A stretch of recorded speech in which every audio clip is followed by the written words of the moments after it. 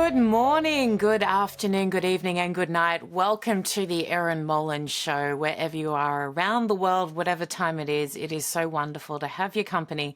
Thank you so much for tuning in, whether it be on YouTube, social media or on the podcast. Get involved as well.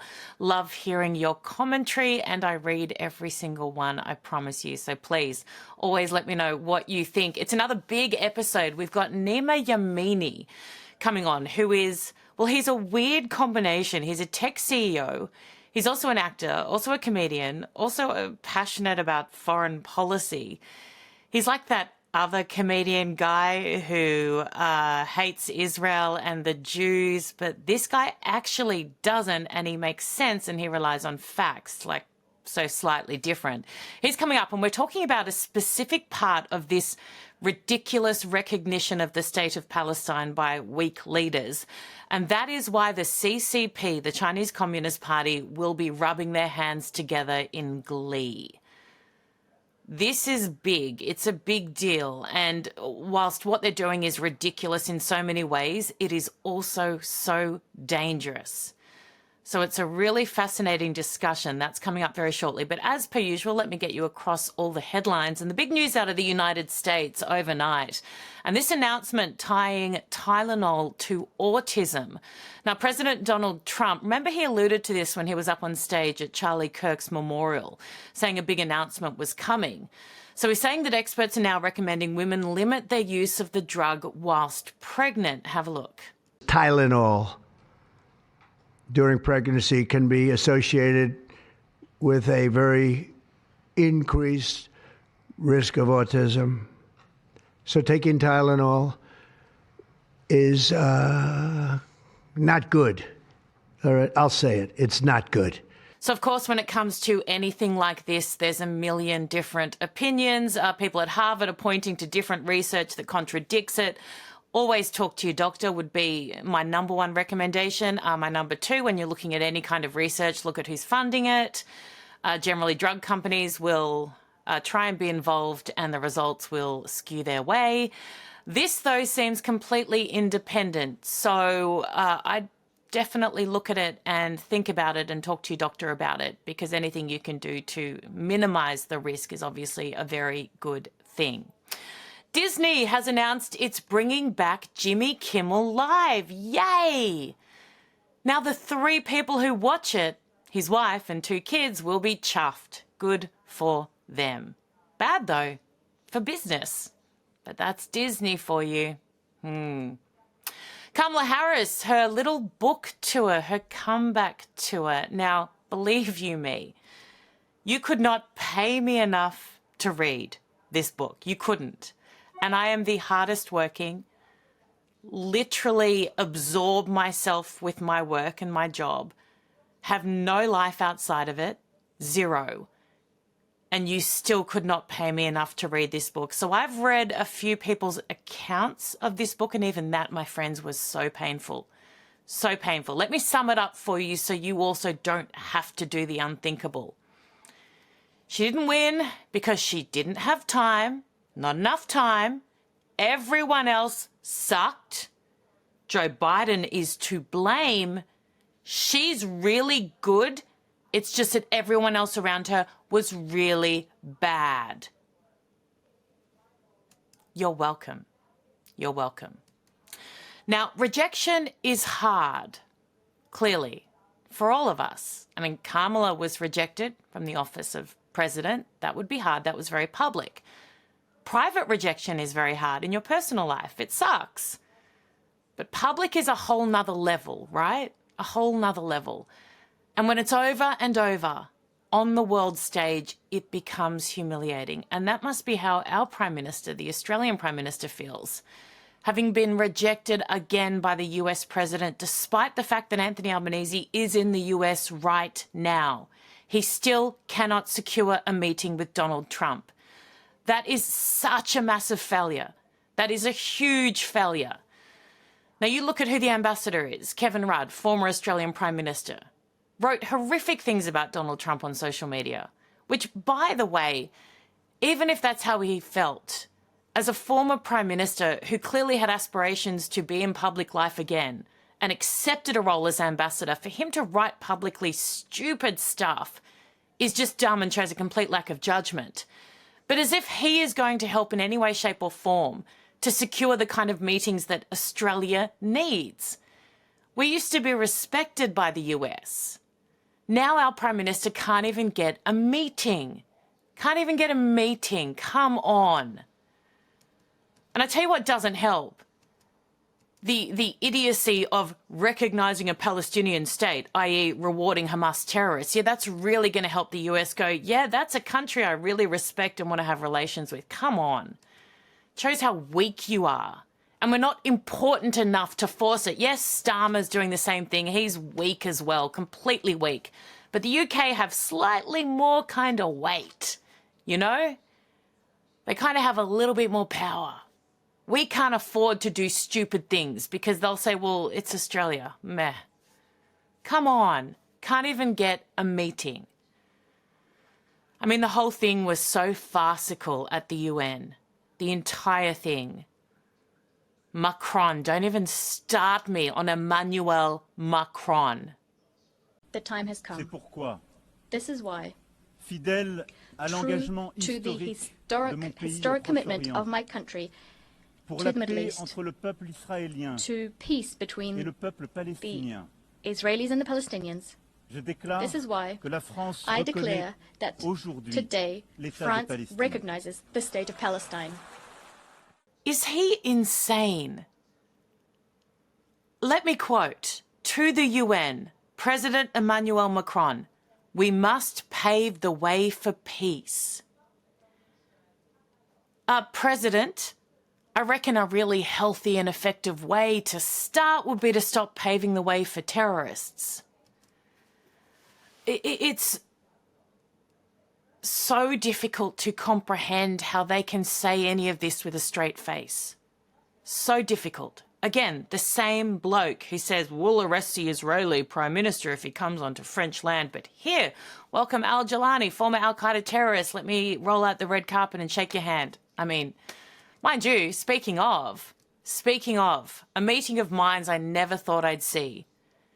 General Petraeus, former CIA director and America's most famous, well-known general, on stage interviewing the new Syrian president, former al-Qaeda terrorist al-Jilani, and saying this. And your many fans, and I am one of them, we do have worries.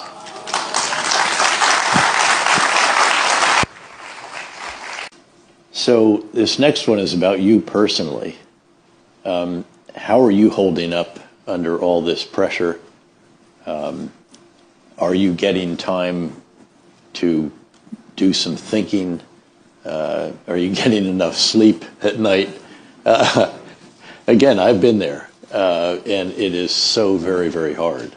Now, General Petraeus was a guest on this show very recently, and I have immense respect for him and for everything that he's done, particularly for his service of his nation and I guess by extension ours, given the alliance, well, that we used to have, clearly not so strong anymore.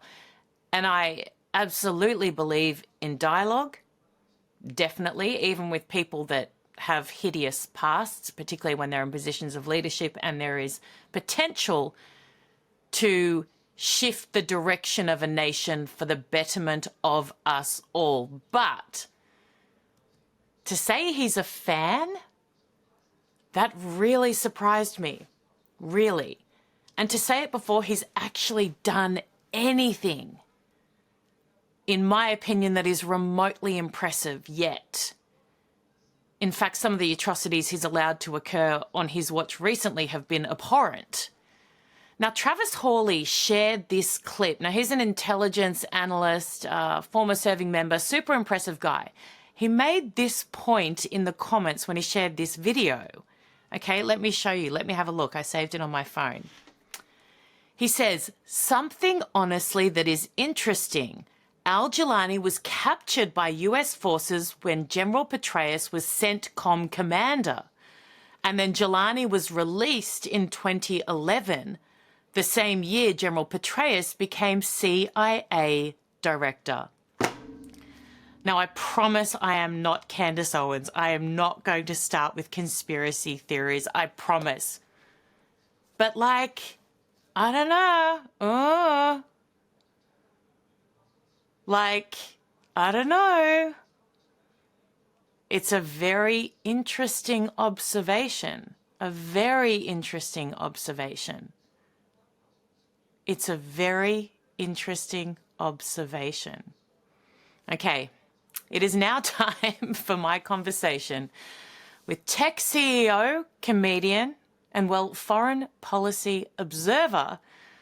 I mean, you decide if he's an expert or not. I think his assessments are spot on. His name is Nima Yamini. Really appreciate your time. Thank you so, so much. Thank you, Erin. I'm a big fan. I appreciate what you do, and ever since that situation went down in Australia, I definitely felt bad for what happened to you. At the same point, I want to thank you for the sacrifice you did to defend the freedom of all of us. You know, when you think about it in the big picture in the West. So thank you.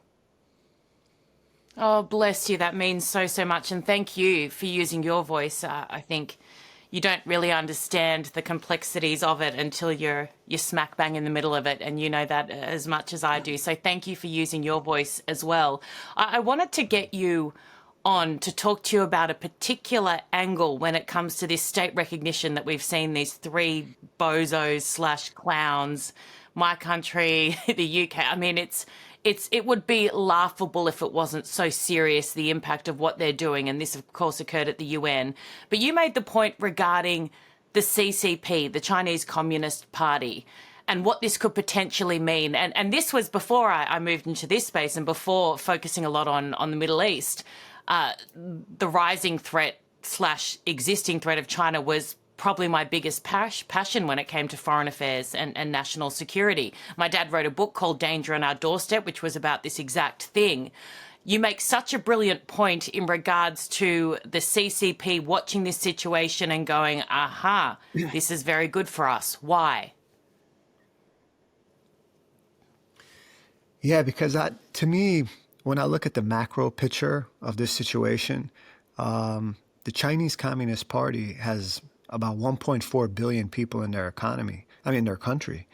And when you look at the terrorists like Hamas or the Iranian regime or the Pakistani regime, they're essentially just bulldogs of the Chinese Communist Party. Even Russia, they're largely at, the whims of the Chinese Communist Party. They're not an equal partner with the Chinese Communist Party. I would like to think Russia would be an equal partner with Europe. I think that they could be an equal partner with Europe, but they're not an equal partner with the Chinese Communist Party. So when you look at a tiny group like Hamas or what's going on with the narco-terrorism in Latin America, there's no doubt about it that the Chinese Communist Party is their #1 powerhouse there. So eventually, when it's the terrorists against the communists, my theory is that the communists win. And my theory is that that this is potentially a century of China. And, people say, is this the century of China? I think if the more useful infidels we have in the West, the more woke pagan liberals we have, like the ones you saw yesterday that are making more concessions for people in Hamas, we're opening this door that we're not going to easily be able to. These are mistakes that we're not. Once the wolves are inside, it's not as easy to get them out. And it's frightening because when you look at the Asia Pacific theater, where you are in Australia, and you look at what the Chinese Communist, and I think a lot of Americans aren't as familiar what's going on in the Asia Pacific. When you look at what's going on in Africa, when you look at what's going on with the Christians getting murdered in Nigeria, when you look at what's going on in the Middle East, when you look at what's going on and what has gone on in England, where you look at the super embassy that's going to get built by the Chinese Communist Party, they're not even giving full disclosure on what's going to get built inside of London. We're talking about basically a de facto military headquarters inside of London for the Chinese Communist Party. I mean, and then we're talking about a potential Palestinian state where within 5 to 10 years, at that point, won't the Chinese Communist Party get their dream achieved of expelling? And by the way, they've made it very clear that they want to expel all American forces from the Middle East. This is not something that they're hiding. This is not something, they're not scared of you. They're not scared of me. They openly say it. They just say it in Mandarin. They just don't say it in English. They don't say it on TikTok. The CEO of TikTok doesn't come to Washington and tell everyone, hey, I was a Chinese communist. I've pledged allegiance to the Chinese Communist Party when I was a student, but no, now I'm Singaporean. I'm not Chinese. No, you're still a commie. You're still the same guy. Of course, you're not going to admit it. But thankfully now it looks like Larry Ellison and Oracle are going to buy it. Let's see if that deal actually materializes. If that happens, that's a big win. So it's I think your dad maybe was ahead of the curve. And when you think about it, on so many, continents we're under attack. I mean, just in the past month, I mean, you know as much as anyone, Bolsonaro just got a prison sentence. Tommy Robinson just got jailed as he left England. He went Latin America. Charlie Kirk had an assassination. I mean, he was literally assassinated. And, it's just a full-fledged assault. I mean, Hamas, Palestine just got, recognized as a state. I mean, that's 4 continents in the last 30 days that we've just been getting assaulted by this Green-Red Alliance. And who knows? We haven't even finished 2025 yet. So, let's see how this goes. Don't say that. Don't say that. There's still time for more. Yay! We're not done yet. I tell you what, though, the response does give me comfort in that I haven't seen the people who chose to use their voice initially cower. I've only seen them get louder, and I love that. I still think there's a long way to go. I want to talk to you specifically, and you referenced the recognition of the Palestinian states, and we've got these 3 clowns who are just parodies of, I don't know, God knows what, but history will judge them in a way that is very severe, I have no doubt. They've brought shame upon their nations. They've done nothing to help any child in Gaza. All they've done is embolden the terrorists responsible for all their suffering. You brought up the point, though, and I loved this, even though I'm terrified by it, that the CCP, the Chinese Communist Party, would be licking their lips watching this. And not just because any chaos for us is a good thing for them, because they've made no secret of the fact that they want to be top dog. They want to replace the US as the world's top superpower. And they don't hide that, by the way. They say it all the time. They say it in Parliament. They say it publicly. They say it through their government-owned news channel. They say it all the time. When people tell you, believe them. You made the point that this is particularly good for them. Why? Yeah, because just from, the Chinese Communist Party essentially looks at Europe recognizing Palestine as this once in a century opportunity, because to them, I don't think they're necessarily looking at this as human rights activists. I mean, the CCP has 1 million Muslims, the Uyghurs, in prisons in China. So it's rules for, they have some rules in their country and then they do completely the opposite. There's not a consistency there. So I don't think it's about human rights at all. I think it's about geopolitics completely. I think they could care less what goes on in Palestine, considering what they do to the Muslims in their own country, and even many Chinese people inside of their country. I do business with the Chinese. I know they also have the stereotypes of looking at the terrorist, and they don't like the terrorism, I would say, any more than Europeans do, or people here, or people in America, for that matter. So they see every recognition as one less brick in America's, let's say, security wall in the Middle East.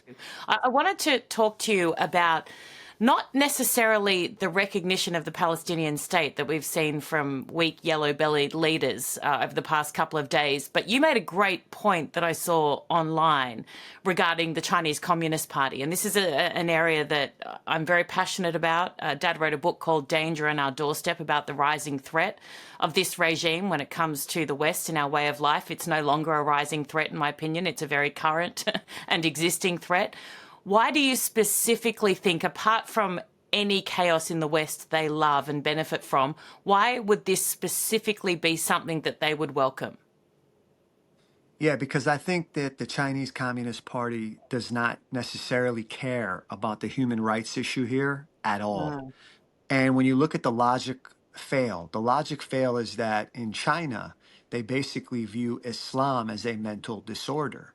I mean, the Chinese Communist Party has maybe 1 million people, the Uyghurs, in these indoctrination camps.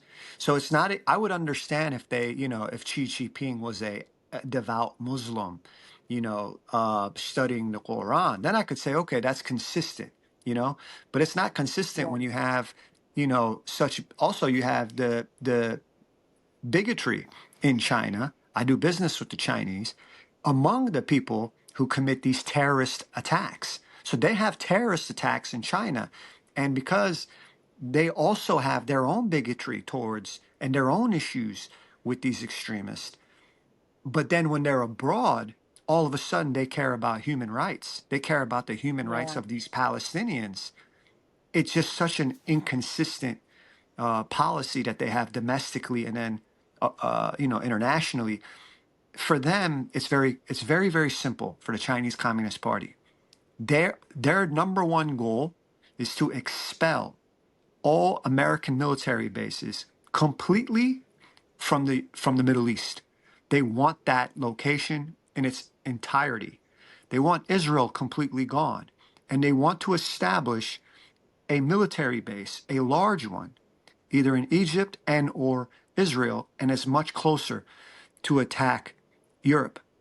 And for someone that might say, well, this sounds very far-fetched. It's actually not very far-fetched, because in England, right, it's not, because in 2023, the British intelligence already confirmed that the Chinese Communist Party has infiltrated every sector of the British economy. Not only that, it gets even more. They're literally opening up like a military headquarters with a super embassy, despite so many British people saying we do not want a super embassy in London. In London, just a walking distance from their own intelligence, HQ and their own capital. I mean, you cannot make this up, and they're just bulldozing their way in, and with such arrogance, by the way, that they even will not disclose what they're looking to build in its complete entirety in the super embassy. So they're building a super embassy, and they're not even disclosing to the host country what they're planning on doing. It's massive. It's like 10x the size. B, they're looking to get all American military bases outside of the Middle East completely. And then C, they're detaining even their ally in their own country by putting about 1 million Uyghurs in detainment camps. So they're not just playing the West, they're also playing the very terrorists that they're using to destroy the West. And I don't understand why Russia doesn't say, this is one thing I'd love to ask you. To me, I wonder, I say, why does Russia put up with playing the little brother to China? Why don't they join as an equal partner to Europe? Why don't they? Why don't they? They have more in common with, I think, Europe than they do the Chinese Communist Party. At least with Europe, they're going to be an equal partner. I mean, they will be an equal partner. With China, they're like the little brother, and they still, and one more thing, and they're still going to have an issue over, like the Central Asian states. With Europe, they wouldn't have that issue. I think they have way more to gain. Russia has way more to gain with Europe, and also booming economy. They have less to gain with, but I guess China got into them. That's something I don't know. Well, what do you think? I don't know. Well, no, I think you make a very good point, and I agree with you in that I think it would be far more beneficial to Russia, and I'd much prefer them to want to partner with Europe. But I think you look at the ideology of Vladimir Putin. I'm banned in Russia for calling him a warlord. Because I think he is, and he is a warlord. I think he's got that in common with Xi Jinping. And I think, you look at the sanctions and the pressure that Russia is under now, and it pushes them closer, which is the unfortunate downside of being tough. when it comes to foreign policy. It pushes them closer to your enemies. And there's nothing that brings people closer together or makes them love each other more than a mutual hate. I know it on a personal level. When it comes to countries, I think it's, it's yeah, one of those things that you bond over it like nothing else. I think you raise really good points, and particularly when it comes to the Chinese Communist Party and their ability to entrench themselves in every part of Western life, where you might not let a man with a gun walk into a building, but you'll let the equivalent when it comes to a country that is an enemy state trying to take our intelligence into your bases. I mean, in the US, they had a Chinese government-owned shop in a US military base. Now, you think that's a shop? You don't think that's full of equipment for... I mean, it's insanity. It is suicidal, not even empathy, because it doesn't require empathy. It's suicidal stupidity. And the West, we're the architects of our own downfall here, and they don't hide what they want. This is the other thing that drives me insane when it comes to the Chinese Communist Party. It's everywhere. What they want is everywhere, yet the West will still be fat, dumb, and happy and just sit back and allow them to take over. And that's why I liked it when Donald Trump initially came out with tough tariffs on China. It wasn't about tariffs. It wasn't about the economy. It was about, in some way, shape or form, trying to stand up to a regime that Biden cowered to for so many years. Yeah, it's interesting because you're in Australia, and I feel like the people in Australia are more sensitive to what's going on with the CCP than people in America or here in Europe are. I think that in the United States, we have so many useful infidels in the sense of they Yeah. don't know, because I go back and forth between Germany and America. I have a home here and my wife, but, I'm American, and I was born and raised there. And we don't have the demographics in America as here in Europe, where they're seeing such terrorism from these migrants. But then also they don't have that situation where they're so close, like Australia is, like South Korea, Japan, Singapore, countries that are so close to the CCP, India, that to them it's Well, very real what the CCP can do. And I think that America, we're just so and this is... delusional. Yeah, go ahead. I agree. And I feel like Trump was the first one to actually identify it as a real threat. Elbridge Colby, who's now, part of his administration, who was the architect of his national security strategy in his first term, has been on this issue for so long and initially ignored. Now people are starting to wake up. But you're right about being here in Australia. We are super close, and we've stood up to the Chinese Communist Party. Under the Liberal Conservative government, we stood up to them, and they buckled. Now we've got a government who, just like, appeasing terrorists and recognizing a Palestinian state, is now sucking up to China like you've never seen before. And that's fine. They're our biggest trade partner. We need a good relationship, but not at the expense of our dignity or our values. And we see it so closely. Look at the Pacific region, how China is now managing to intertwine themselves, to build relationships at the expense of our relationships, to set themselves up. Bases will be coming everywhere in the Pacific region. Look at Taiwan. I think we're acutely aware of it. I don't think the US quite gets it yet. Yeah, Taiwan's so big also for the minerals and the chips. I mean, it's just in the Yeah. United States, because we're isolated by water. And I think that in America, there's such an obsession lately with Israel and the Zionists that they're Yeah. convinced, and I think that this is the biggest psyop, is that they're convinced that the biggest threat to America's national security and the number one reason why America is failing is because of a tiny state called Israel. When in fact, if they, and here's the thing, Erin, they if they think that's an enemy, wait till they see and Oh, figure out what the CCP is.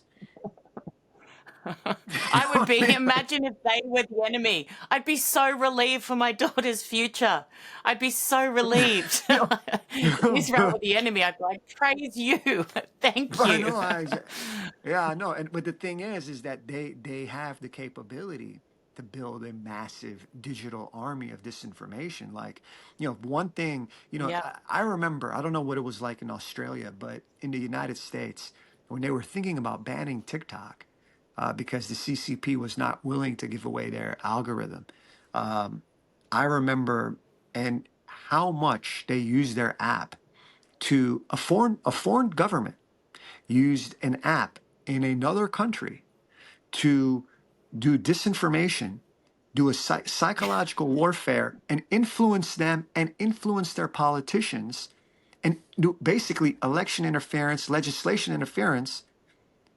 And I just think that was never possible in warfare. This is something that we have not quite understood. That it's like a drone. Like they can just put these on our devices, and then they can Yep. go in our minds, and then we do what they want, and it's completely. It's And they're in Beijing, you know. it feels like a sci-fi movie, but it's real. And then you pair that with so their ability to jump into the minds, not even of young people. I wish it was just young people, because then at least it would be confined to a space and we could deal with it. It's almost everyone. They can manipulate the way you think. They push narratives. But you look at the physical side of it, though, as well. And General Jack Keane, I think 2 years ago, said China had already built a military that was capable of defeating the US. 2 years ago, you think they've stopped since then? I mean, their parade that they had a couple of months ago, I was looking at a former Australian general's assessment of the different equipment they had, and he essentially at the end said, every bit of equipment they have is more advanced, more lethal, more technologically superior to anything that America has. Like this is. Does anyone understand that is terrifying? Because it's not just your capability, but your willingness to use it. And Xi Jinping is not a shy, retiring type. I just want to say to your point, you made a very good point about the shipbuilding, and the fact of the matter is that I think it's actually like China's capacity is like 230 times greater than America's when it comes to how they're able to do scale and overall output of shipbuilding, just the shipbuilding industry. And that's pretty significant. Like that's pretty significant how much that China is prepared to go at us. And I think that it's very alarming and it's very scary when you think about how cost efficient what they're doing is, the large amount of human resources of what they have, and then just the standardized production methods that they're doing to produce more ships, and basically take a larger share of the world maritime territories and global Yeah. market, and that's going to come at us at Ask the some point. Philippines how that feels. Yeah, I yeah, mean, exactly. their And what? aggression. Yeah. Yeah, and one more thing, Aaron, is that what's even crazier is that in America, in the United States, we've allowed them to strategically buy so much land near our military installations. And then it gets even better than that. They've also owned so much of our pharmaceutical materials or supplements Yeah. that they need, that they can hit us from that angle. I mean, they've gotten to a point where they have so many spies inside of our corporations, or inside of our government, that they have completely, not to even mention the sheer volume of the CCP, thousands of thousands inside of our universities, which at this point are communist training camps. We don't have a national security strategy, right, which is insane. And as you know, national security is not just, the lethality of your military. It's, food security, fuel. We've got something like a couple of days of fuel if we get cut off. And you look at if, say, China goes in to invade Taiwan, say World War III breaks out, we have zero capacity to sustain ourselves without the access that will be cut off by China, or without relying on China and products from China and goods. And the US is in the same position. They have essentially funded China to build this insane military capability by buying all their products and moving everything offshore. So the US is funding its own demise. And that's starting to shift now under Trump, now that he's saying, let's focus on building things domestically. But for so many years, the insanity of it. Yeah, and the thing is that China's essentially innovating with all this new technology. For example, social media. I mean, just think about what I call cognitive warfare. And we were talking about it Yeah. earlier. And I think that in America, we're not taking cognitive warfare seriously, in the sense of China's putting such a great focus on media influence. They're putting such a great influence on just manipulating what their opponents' thoughts are. You know, so like when you're on the Yeah. CCP TikTok app and you're just constantly on it, and in the West, if we're falling behind the fact that every like event, for example, when there's an assassination, when there is a terrorist attack, that the Yeah. CCP is moving faster in applying cognitive warfare, disinformation. It's like they can take what one person says and then have 1,000 bots promote what that one Yes. person said to sow doubt So in the you West. think it's the majority, you think this is high volume, you think this is what everyone thinks, it must be right. It's not. Yeah, I mean the fact is that a lot of people don't notice, but if you look at the PLA's training manual, literally the People's Liberation Army. I mean, I'm talking straight from China. They literally look at cognitive warfare as its fundamental function and Yeah. literally their basis for the ability to accomplish military tasks. I mean, they're not Well, why hiding wouldn't this. they? It's so effective. It's so effective. And you know, you know, as the leader, Xi Jinping, you know, as the leader, you know, for him, it's very straightforward. It's an ideological concept of information warfare, and they're spreading this CCP preferred narrative, and they're silencing global dissent. For example, I don't know about you, you probably have also, but I've been banned on TikTok in 2022 with 784,000 followers. They just, as soon as I start calling out the Wow. Chinese Communist Party, I, you know, they just knocked me out. Right? I mean, I don't know. I wouldn't be Well, surprised if you told me you've been banned from TikTok. well, do you know what? The only What? reason I haven't been banned from TikTok is I would not touch it with a 10-foot pole. I'm not on it. Okay. I've never been on it. I probably should be. It would probably improve my reach. But I always think their ability to go in and get your information. And I felt like a hypocrite preaching about, you know, the national security risks and then logging on. Mate, but my show does have an account now, and I'm told by my wonderful team that whilst the abuse on Instagram and X is prolific, it's a whole new level on TikTok, which I love. Engage away, my friends. So yeah, not banned yet, but probably after this episode. I just want to say that in regards to the information warfare, is that China's a master at storytelling. And if you go back to the Yeah. 1920s, okay, the CCP was employing these sort of maneuvers against Taiwan. And basically, what they do is the same thing. They seek to sow such division in society. They look to break the resolve of the population. Sounds familiar, right? And Yeah. their aim was to annex the island nation. Doing what? Completely without resorting to overt military action. And that's basically exactly what they're trying to do with us. I mean, it's you cannot make this up. It's they're doing the same thing from basically You the you 1920s era now. Yeah. you don't have to make it up, do you? Because it's the reality we're living right now. And you make such a good point about the storytelling aspect, because it's one thing to have a million bots and a million different ways to infiltrate. But if it's not effective, if it doesn't Yeah, I sink mean in, if it doesn't engage with people, it's useless. But they're brilliant. And you're right, that's a cultural thing. They've done it for decades, in that they're brilliant at putting I mean together a narrative and tapping into emotion. yeah, because think about it, Aaron.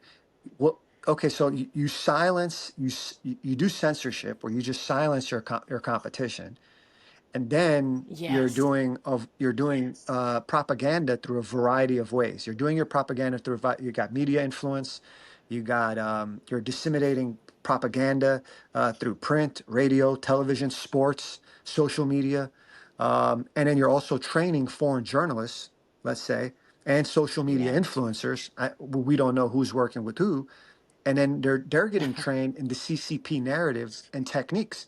So before you know it, you got an American influencer, maybe he's Chinese American, and he's doing the CCP narrative. Then he has, let's say, 1 million bots around him that are communicating with each other, and they're helping each other. They're boosting his narrative, and it's seeking doubt. It's sowing doubt in our institutions Yeah. and trusting each other, and they're winning. They're excellent at cognitive warfare, and we're underestimating them, and they're moving faster whenever there's a big event. Whenever there's a big event, it's like they have a team that's coordinating, they're meeting, and they're Ready moving to quickly, go. ready to go. And And it's the like they're US administration called it out post the murder of Charlie Kirk, actually said we've identified Russian and Chinese bots that are already coming in with the specific intent of disruption. yeah, and they're just chipping away. They're just Yeah. they're just chipping away at us. And the thought that now that and just think, the same way they can censor you and me on TikTok, they can also just censor all of us from having our content ever seen inside of China. So we're allowing them Yep. to go full court press offense in Australia, full court press offense here in Germany or Yes. America. But then they completely ban us there. And guess what? Because they know Wonderful. we value free speech. They know we value free speech. Completely. That's what separates us from them. And if we don't, and if we do call them out, then all of a sudden we're just like them. And then they're going to have 10 million bot accounts say we don't actually Yeah. value free speech. I mean, they got us in this way. They got us in this way. It's absolutely. And without the ability to challenge a narrative or to poke holes in something, which is the only way you can dispel any of these myths, it's the only way you can get through to people is by showing them something is wrong. If your voice doesn't exist to do that, they just accept it as is. And that is the greatest weapon that China has. You are amazing. Thank you so very much for your time. Thank you for, and again, I said I'm close to obsessed with this issue, particularly the Chinese Communist Party, but the way you wove it in to show the direct link was really, really clever, and I really appreciate you sparking what has been an incredible conversation, and I've enjoyed it so much. So thank you. Thank you, Erin. I'd love to have you as a guest on my podcast too, man. Look, I'd I'm love to have you, really busy and I charge exorbitant fees. So if you could speak to my agent, yes, of course, I would love to. It would be an absolute honor. I would love to. All right, thank you so much for what you do. Seriously, you're a freedom fighter. Bless you. You're a freedom fighter. Bless you. Right back at you. And I would love to come on. So you let me know whenever and I will be there. Without my child, hopefully, but we'll see. Well, welcome to fan feedback. And as I always say, even if you hate me, if you are watching and commenting, you are a fan. Welcome to the club. It's so lovely to have you. Some commentary on yesterday's episode, some feedback with Tucker Carlson. Ordinary Spud says one of two things is true. Either A, he's never once laughed authentically on video in his entire life, or B, he's simply got the most utterly bizarre, least contagious and most awkwardness-inducing laugh of any public figure in the 21st century. I'd have to agree. Well done.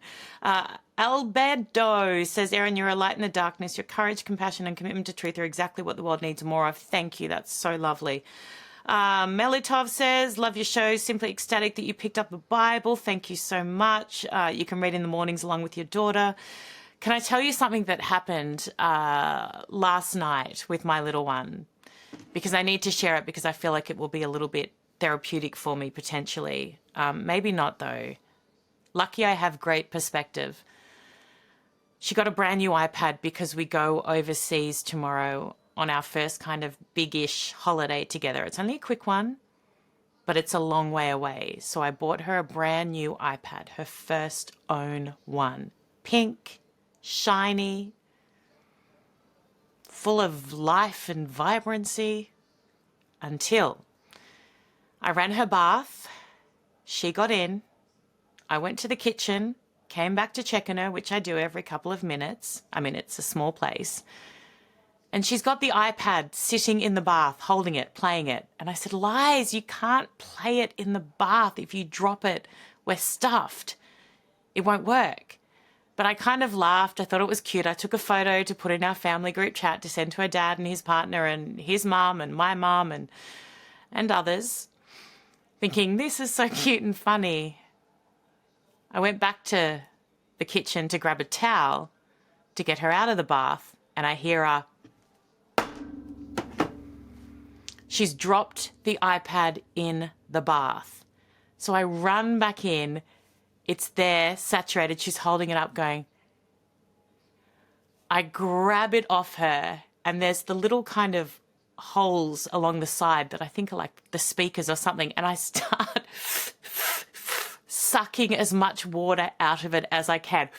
I'm rotating, sucking everything I can out of this, trying to save it as she starts to say, I weed in the bath. So not only has she dropped her brand new iPad in the bath, I've just sucked not only bath water out, but her wee. I kept going because we have long flights and I had one chance to try and save this iPad. Anyway, it then wouldn't turn on despite my previous activities. I went to the cupboard to try and get rice because I've read before that's what you do. Of course, I only have the microwave cups of rice because I don't cook, so I didn't have the raw rice. So I order Uber Eats to deliver just one packet of raw rice. Put it in that. This morning it still won't turn on. So not only has the iPad been completely ruined and I've ingested my daughter's urine,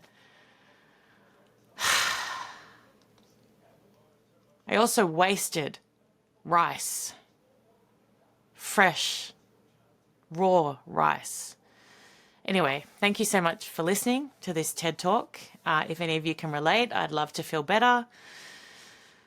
I surprisingly didn't feel sick afterwards and still seem to be okay, but I think I do have guts of steel. Anyway, have kids, they said. Have kids. Thank you so much for watching as always. Thank you for listening. If you enjoyed this, not particularly that last story, but if you enjoy the more substantive content, please share it with your friends. And I'll see you guys tomorrow. Take care.